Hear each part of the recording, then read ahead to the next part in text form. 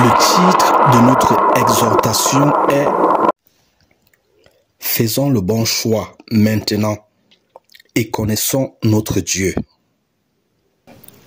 Avant d'entrer dans le corps du sujet, faisons une petite prière.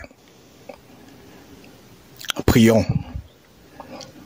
Père céleste, au nom de Jésus-Christ, prends le contrôle de ma bouche. Merci pour ce message que je vais partager avec tes enfants. Dispose leur cœur à écouter ce message jusqu'à la fin, à le recevoir dans leur cœur et que cela devienne en eux une lumière qui les rapproche davantage de toi pour leur bien-être, leur bonheur et le salut de leurs âmes. Au nom de Jésus-Christ. Seigneur, que toute la gloire te revienne au nom de Jésus-Christ. Merci Seigneur. Amen. Entrons maintenant dans le corps du sujet. La grâce de Dieu, c'est maintenant. L'entrée dans le royaume des cieux, c'est maintenant. Si Jésus est un papa tendre, doux et patient maintenant, il sera un juge sévère et témoin à la fin. Dans cette chaîne, en conformité avec la parole de Dieu, on ne hait personne, on ne juge personne, plutôt on aime tout le monde. Je prie qu'il en soit ainsi dans la vie de chacun de nous, au quotidien, car c'est la volonté de Dieu que nous aimons de l'amour de Dieu, de l'amour de Jésus-Christ, toute personne sans distinction. Aimer de l'amour de Dieu, de l'amour de Jésus-Christ, c'est éclairer l'autre selon la parole et l'esprit de Dieu. C'est donner à l'autre ce que Dieu nous a donné de bon pour le bien-être et le salut de l'âme de tout un chacun. Permettez-moi donc de vous donner ce que Dieu m'a donné de bon pour nous tous. Déjà, je tiens à vous rappeler que Dieu nous a tous créés à son image, selon sa ressemblance, dans le dessein que nous soyons ses représentants sur terre et que nous lui ressemblons plus intérieurement, dans notre cœur, dans notre caractère, dans notre conduite, dans notre processus en toute situation et en toute chose. Je vous demande maintenant, quelles sont vos valeurs? Comment les représentez-vous? Quels symboles les donnez-vous? Car nos valeurs matérialisent notre choix de société qui régit notre mode de comportement, inspiré par une autorité spirituelle. Car à la tête d'une société, il y a toujours une autorité spirituelle. Pas étonnant que nous choisissions ce que nous voulons, car Dieu nous a créés libres, avec le pouvoir de faire le choix que nous voulons.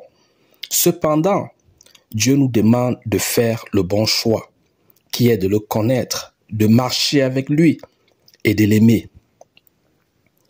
C'est une ignorance d'en vouloir à Dieu. C'est une ignorance de s'irriter contre Dieu et de l'accuser pour les choses mauvaises, les souffrances, les revers que nous subissons. Nous devons plutôt faire le bon choix.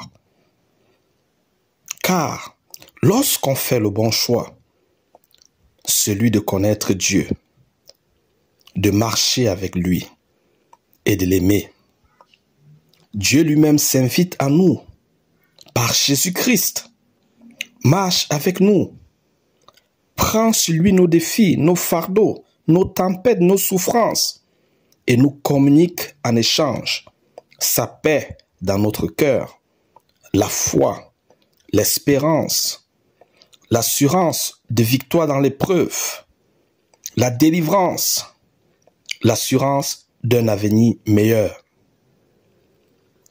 Il nous fait ainsi entrer dans son repos en nous fortifiant, en nous guidant dans l'épreuve, en nous portant et en nous donnant la victoire, la délivrance et l'assurance d'un avenir meilleur. Tout ce temps de tempête, de souffrance, de défis, de revers, avant que Dieu l'éloigne de nous, avant que Dieu nous donne la délivrance, la victoire, avant que Dieu mette un terme à cela devant nous, vise à nous façonner pour la gloire de Dieu, à augmenter notre désir et notre dépendance de Dieu, à convaincre notre foi en Dieu, afin que nous devenons forts en Christ, afin que nous devenons des véritables enfants de foi en Jésus-Christ, afin que nous rendons témoignage à son secours, à sa bonté, à son amour et à sa puissance pour ramener, encourager les autres à revenir à lui. Accuser Dieu pour tout ce qui nous arrive de mal, ce n'est pas nous connaître nous-mêmes. Je veux dire, ce n'est pas connaître notre catalogue, notre manuel de fonctionnement et de maintenance que notre Créateur a fait pour notre bien-être et notre salut. Par exemple, quand un manufacturier fabrique un appareil, il donne le manuel d'utilisation et d'avertissement afin que l'appareil soit bien utilisé, sans lequel l'appareil sera mal utilisé et subira des dommages. De même, Dieu, je veux dire Jésus-Christ, nous a donné notre manuel pour notre bien-être et pour le salut de notre âme. Ce manuel, c'est la Bible, et surtout plus le Nouveau Testament contenant les enseignements de notre Seigneur Jésus-Christ, sans toutefois négliger l'Ancien Testament. Le manuel que Dieu, Jésus-Christ, a fait pour nous guide à établir une relation d'amour avec notre Créateur, avec Jésus-Christ lui-même, une relation d'amour entre Jésus-Christ et chacun de nous. Jésus-Christ, notre Seigneur, voulant lui-même devenir pour chacun de nous notre propre berger.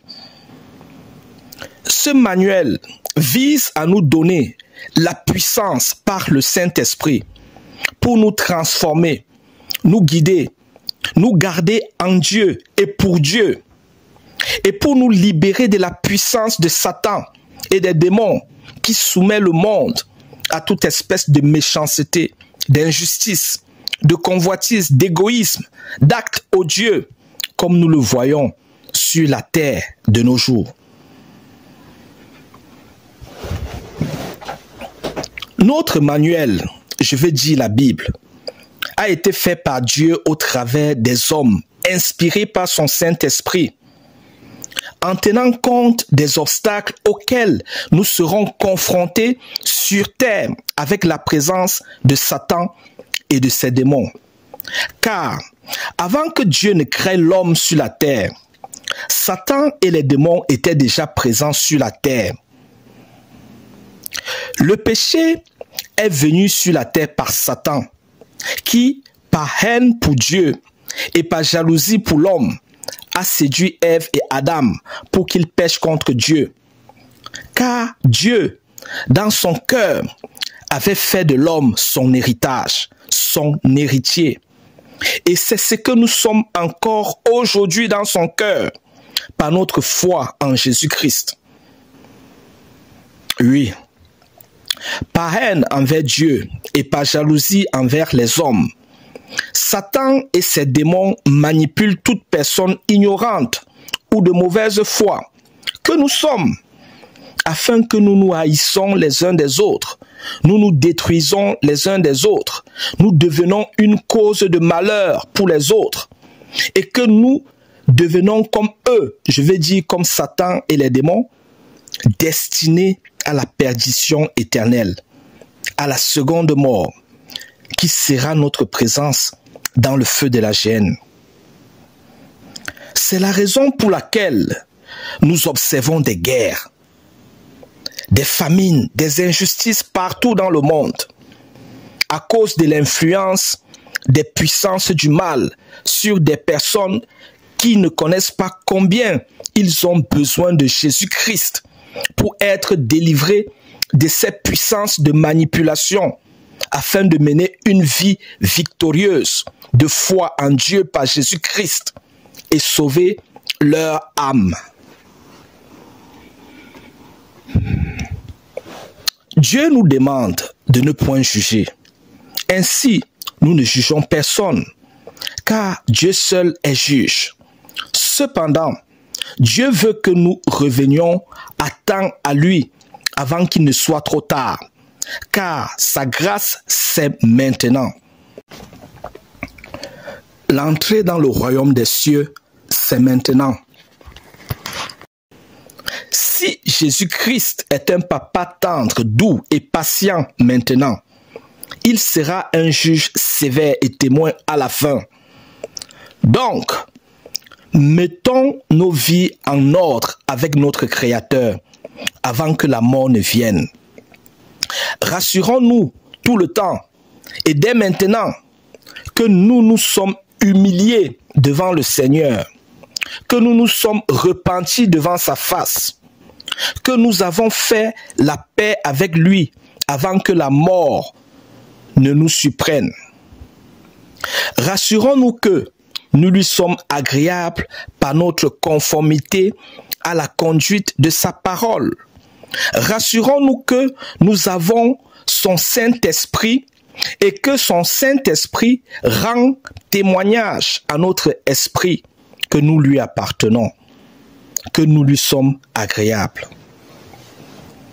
Soyons prêts tout le temps, car son jour viendra comme un voleur, et il ne faut pas que ce jour nous surprenne et nous trouve éloignés de lui, car la mort ou la perte de nos facultés à être conscients est imprévisible et peut survenir tous les temps. Notre mort est le jour du Seigneur pour nous. Soyons donc prêts tout le temps. Vivons chaque jour comme étant notre dernier jour sur terre qui aboutit à notre rencontre finale avec le Seigneur Jésus-Christ pour notre positionnement éternel. Fin de message. Maintenant, faisons une prière de salut. Répète après moi. Seigneur Jésus-Christ, indépendamment de tout ce qui en moi te résiste, je t'ouvre la porte de mon cœur. Tu es le bienvenu.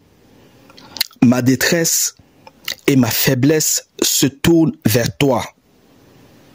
Entre et fais ta demeure en moi et chez moi, et deviens ma force dans mes faiblesses, ma lumière dans les ténèbres, mon consolateur dans ma tristesse, mon conseiller pour tout, mon meilleur compagnon pour tout le restant de ma vie. Vide-moi de toute obscurité et délivre-moi de tout ce qui triomphe de moi. J'accepte tout ce que tu as accompli sur la croix pour moi. Tu es mon Seigneur, mon Sauveur et mon Dieu. Décharge-moi de tout ce qui n'est point de toi et charge-moi de ton fardeau léger et de ton doux joug. Instruis-moi dans la voie que je dois suivre. Au nom de Jésus-Christ. Merci Seigneur. Amen. Amen. Amen. Applaudissez pour vous-même si vous avez fait cette prière. Dieu est avec vous. Maintenant, permettez-moi de vous lire quelques versets bibliques très importants pour notre salut. Matthieu 11, versets 28 à 30. Venez à moi, vous tous qui êtes fatigués et chargés, et je vous donnerai du repos. Prenez mon joug sur vous et recevez mes instructions, car je suis doux et humble de cœur, et vous trouverez du repos pour vos âmes, car mon joug est doux et mon fardeau léger. Matthieu 6, versets 14 à 15. Si vous pardonnez aux hommes leurs offenses, votre Père céleste vous pardonnera aussi. Mais si vous ne pardonnez pas aux hommes, votre Père ne vous pardonnera pas non plus vos offenses.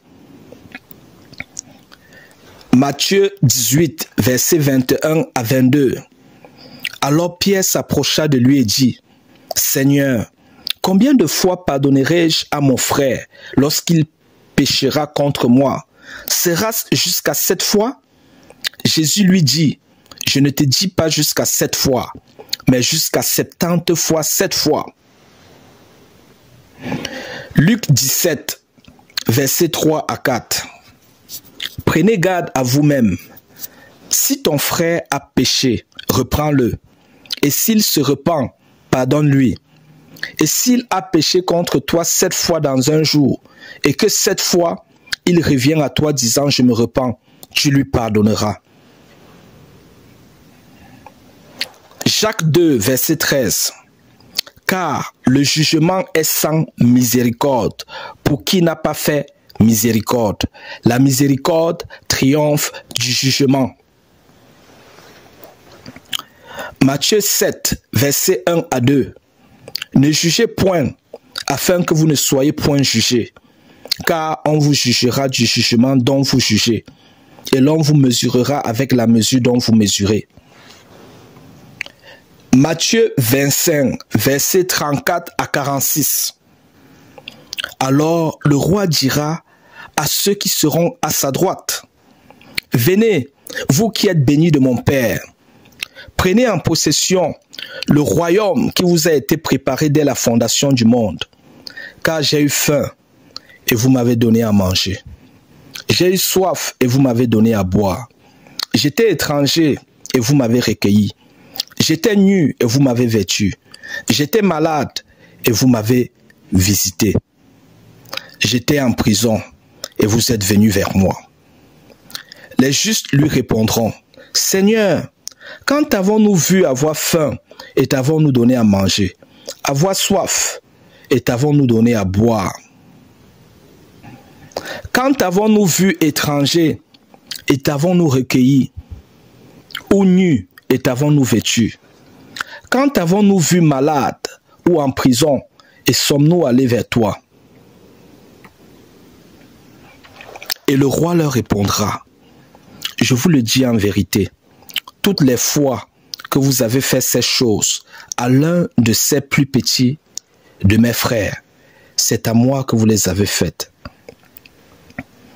Ensuite, il dira à ceux qui seront à sa gauche, « Retirez-vous de moi, maudits, allez dans le feu éternel qui a été préparé pour le diable et pour ses anges, car j'ai eu faim et vous ne m'avez pas donné à manger. J'ai eu soif et vous ne m'avez pas donné à boire. J'étais étranger et vous ne m'avez pas recueilli. J'étais nu et vous ne m'avez pas vêtu. J'étais malade et en prison et vous ne m'avez pas visité. » Ils répondront aussi, « Seigneur, quand avons-nous vu ayant faim ou ayant soif, ou étranger ou nu ou malade ou en prison, et ne t'avons-nous pas assisté? » Et il leur répondra, « Je vous le dis en vérité, toutes les fois que vous n'avez pas fait ces choses à l'un de ces plus petits, c'est à moi que vous ne les avez pas faites. Et ceux-ci iront au châtiment éternel, mais les justes à la vie éternelle. » Fin des versets bibliques. Clôturons maintenant par une prière. Père céleste, au nom de Jésus-Christ, merci de localiser dans ta miséricorde tous ceux qui voient ou entendent ce message. Localise-nous tous dans ta miséricorde. Révèle-toi davantage à chacun de nous. Porte-nous et deviens pour chacun de nous notre propre berger. Accorde à chacun de nous les bénéfices de ta présence dans nos vies. Au nom de Jésus-Christ. Au nom de Jésus-Christ. Au nom de Jésus-Christ. Merci Seigneur. Amen. Amen. Amen.